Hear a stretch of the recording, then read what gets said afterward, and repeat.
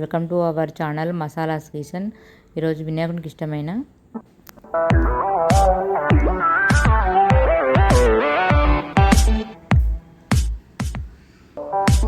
తక్కువ టైంలో వినాయకుడికి ఇష్టమైన 2 రకాల ప్రసాదాలు పరమాన్నం అండ్ పోహా రెసిపీస్. నేను దొడ్డ అటుకులు తీసుకున్నాను. ఏ కప్పుతో అయితే అటుకులు తీసుకున్నానో అదే కప్పుతో 30 కప్పు బెల్లం తీసుకున్నాను. దొడ్డ అటుకులు తీసుకున్నాను. దొడ్డ అటుకులు తీసుకోవడం వల్ల మనము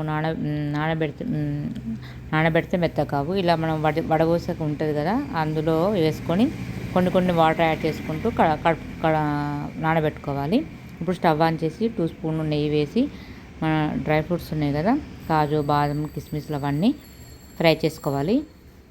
ఫ్రై అయిన తర్వాత ఆ ప్లేట్లో తీసుకొని ఆల్రెడీ మనం కొబ్బరి తురుము 1/2 కప్పు కొబ్బరి తురుము వేసుకొని ఫ్రై చేసుకున్నాక అటుకులు కూడా వేసుకొని ఫ్రై అయిన తర్వాత బెల్లం కూడా వేసేసుకోవాలి. మెల్ట్ అయిన తర్వాత డ్రై ఫ్రూట్స్ వేసుకొని కలుపుకొని స్టవ్ ఆఫ్ చేసుకుంటే ఎంతో టేస్టీ వినాయకుడికి ఇష్టమైన పోహా రెసిపీస్ రెడీ.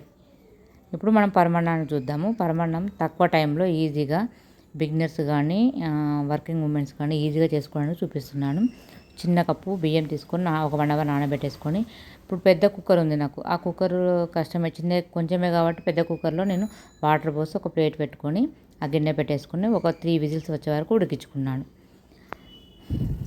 ఇప్పుడు హాఫ్ కప్పు అంటే 1 కప్పు చిక్కటి మిల్క్ తీసుకొని కలుపుకొని మిల్క్ కూడా యాడ్ చేసుకొని కలుపుకోవాలి.